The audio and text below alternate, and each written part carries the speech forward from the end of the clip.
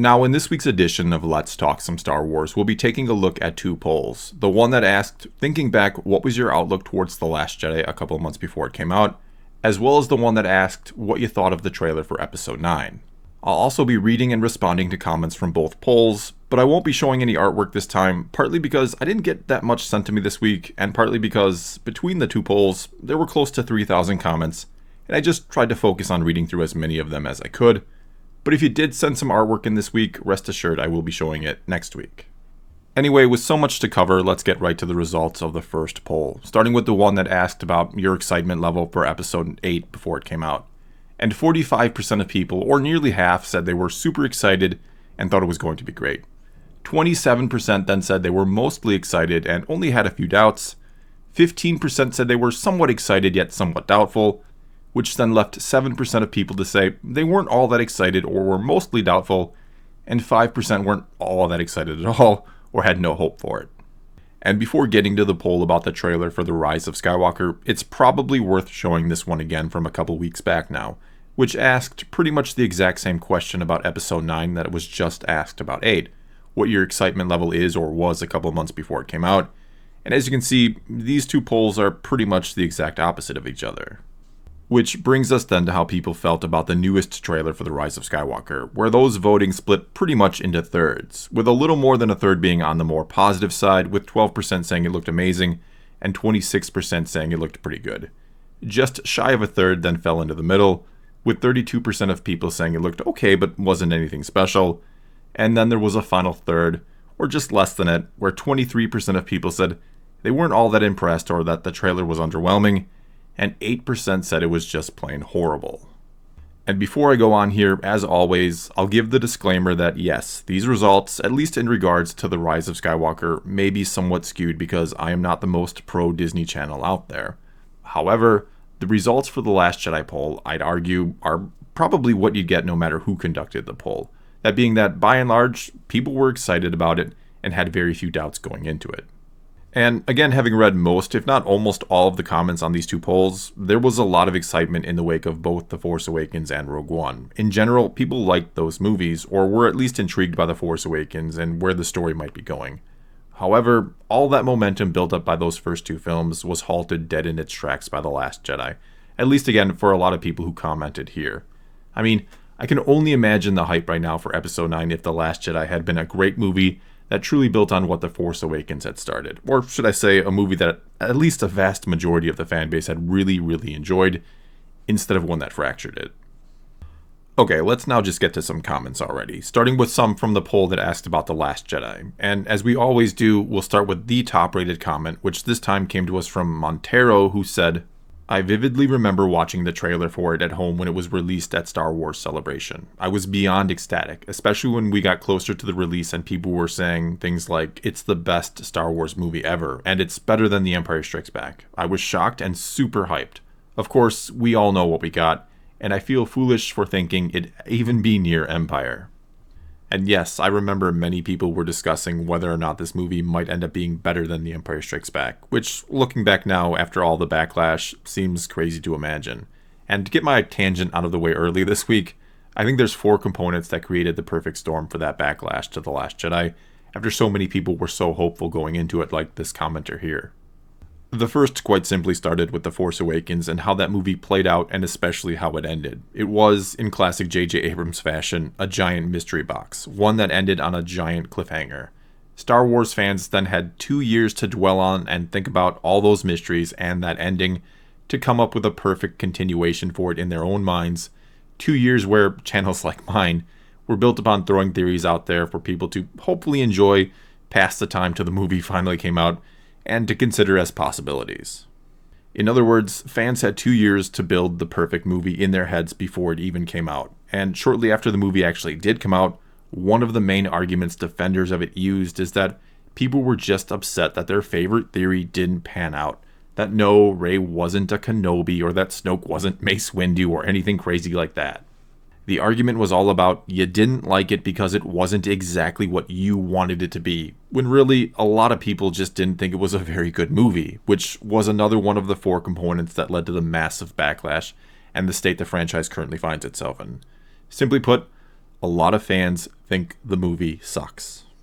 And for the third component, we have to again go back a little bit, to a few months before the movie came out, when they announced Rian Johnson was going to be given a whole trilogy after the sequel trilogy was done.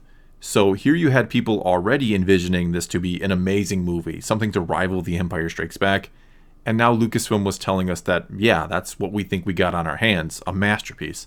A movie so good that we don't even need to wait to get audience or fan reaction to it. The guy who made it deserves a whole trilogy. That's how great The Last Jedi is going to be.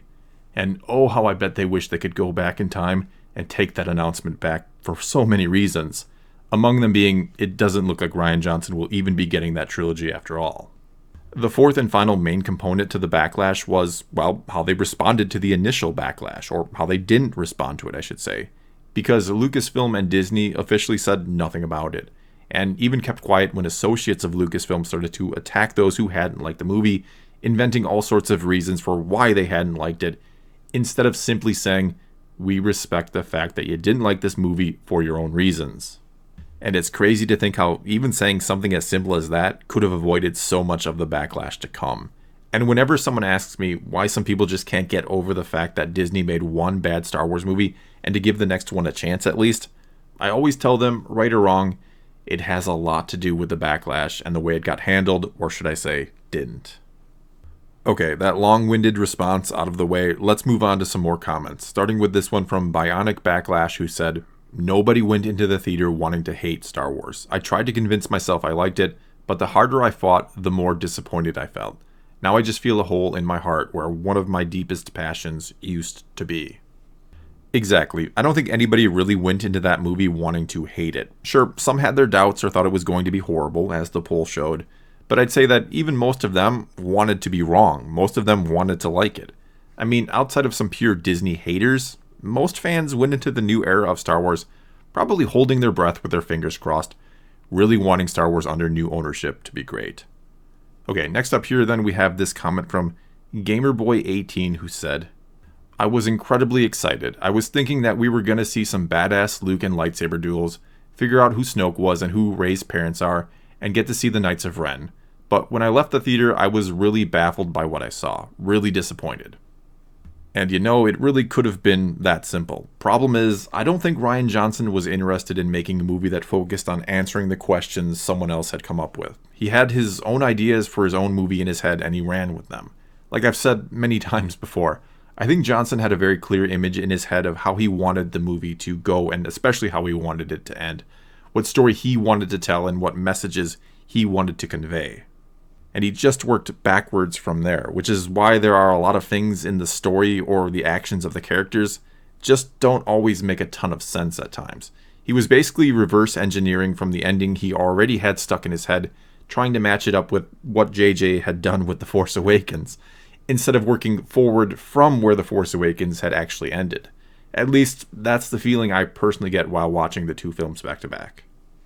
Alright, let's get to a couple more comments from this poll before moving to comments from the other one, starting with this comment from J Dangerboy, who said, I was super excited, hyped, and I couldn't wait for it and more Star Wars. Now I'm very scared and cautious of what Star Wars will put out next for Star Wars. I'll never be able to be excited as I was for anything Disney Star Wars again, which sucks because I'm a huge Star Wars fan. Then there's this comment from Nate Sheritz, who said, my fiance and I watched The Force Awakens and Rogue One and loved them. It was kind of our tradition. On our honeymoon, I had tickets for The Last Jedi. We were so hyped. Like I was trembling with glee in the theater. Then Luke tossed his saber.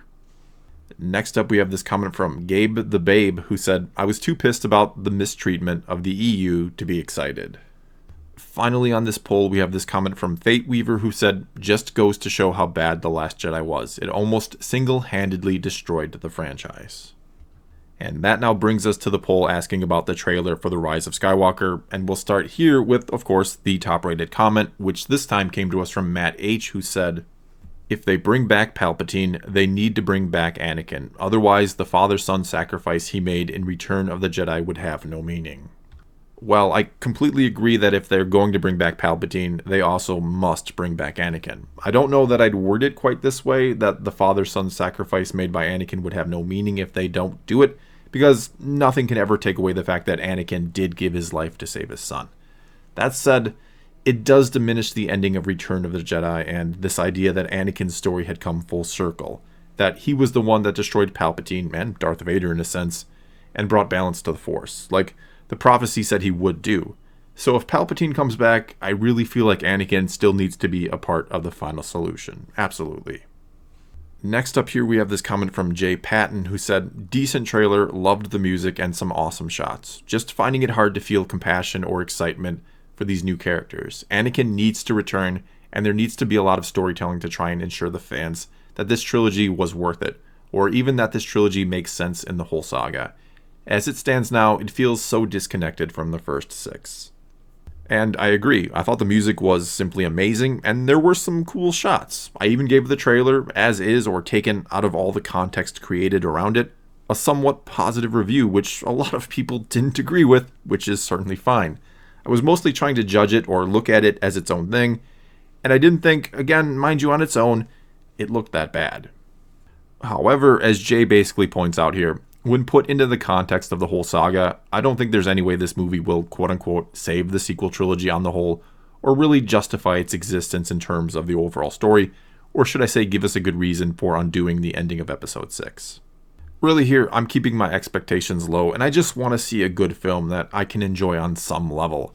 I certainly get why some people want it to fail, to bring about changes at Lucasfilm, but I just want to see a good Star Wars movie again, and I hope they've already figured out at Lucasfilm and Disney that they've made some mistakes with the franchises and changes need to be made.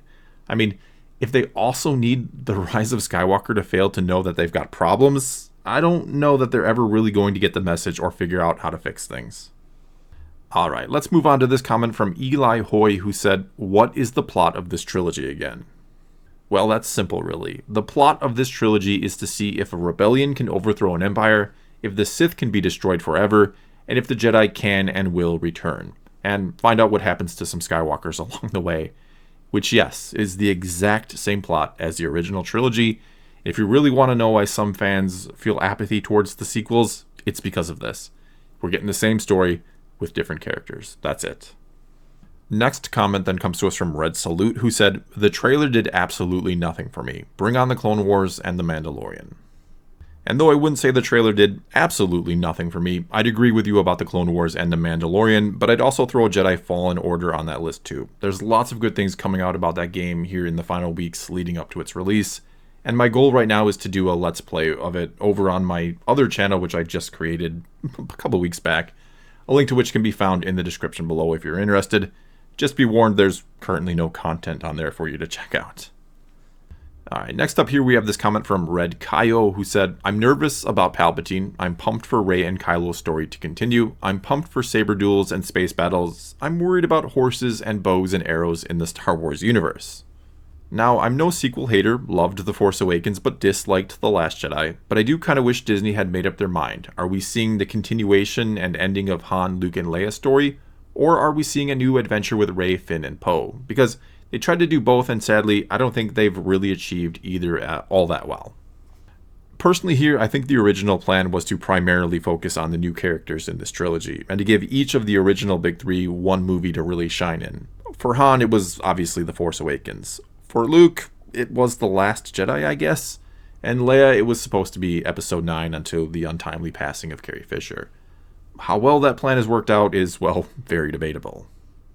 Next up here we have this comment from CB Spock, who said, it looks like the leaks are true, which is a bad thing. The Last Jedi pretty much ended my fandom. I can live without new Star Wars, just like I can live without new Trek. And after seeing the trailer, one of three things seems to be almost certainly the case here. One, the leaks are genuine and are more or less how the movie will play out, outside of any last-minute reshoots or changes or editing that may happen. Two, the guy behind the majority of these leaks is a really smart dude with some inside information, and he's pieced together a very believable story based on all that information. Three, Disney and Lucasfilm have one of the most brilliant misdirection campaigns in history in progress right now. And if you ask me, it's probably not that last one, but rather it's somewhere in between those first two.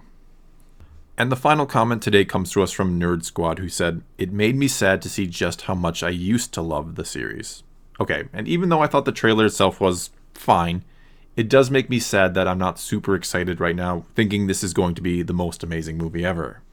And if these polls have said anything, or if there's anything to be taken away from them, no fans want to hate Star Wars. That's probably the biggest one. Sure, there are some trolls out there who take joy in the misery of others or just want to watch the world burn, but let's be real here. Pretty much all of us fans wanted to love the Disney era of Star Wars. That's why, pun intended, I hate when people call some fans haters. That's not what they are. They're just disappointed fans who wanted to like this, but don't. They don't deserve to be attacked for not liking something and talking about what they didn't like about it. And on the flip side here, if people love everything about Disney Star Wars, so be it. Who cares? Don't get so angry over it that you fall to the dark side and try to destroy it for those who do like it, or become so completely irrational about it that you truly do become just a hater and prove them right. I mean, I had people calling me a shill or asking me how much Disney paid me simply because I didn't make a video tearing the new trailer to shreds. And instead I was a little bit positive or tried to look at the bright side, even though, no, it wasn't the greatest trailer ever or anything close to it. But not hating on a trailer and pointing out some things I actually enjoyed about it is not the same thing as suddenly giving Disney a stamp of approval on everything they're doing. And I'll end this video by saying the same thing I always try to say, that the only side I'm really on is the side of Star Wars fans. I'm always going to tell you what I honestly think and feel. My only agenda is to talk some Star Wars with all of you. And sometimes you'll agree with the things I say, sometimes you won't. Sometimes I'll be positive or talk about the things I love, sometimes I'll be more negative and tell you what I didn't like. But one thing I'll always do is keep it as real and as honest as I can with all of you. Well, that's all I've got for you this time. Now it's your turn to tell me what you thought of the new trailer, or what your hopes were going into Episode 8, or what they are going into Episode 9, or what you thought about I or anyone else had to say in this video. Or tell me what conclusions you draw from these polls. Whatever the case may be, leave a comment below and let's talk some Star Wars. And until next time, thanks for watching.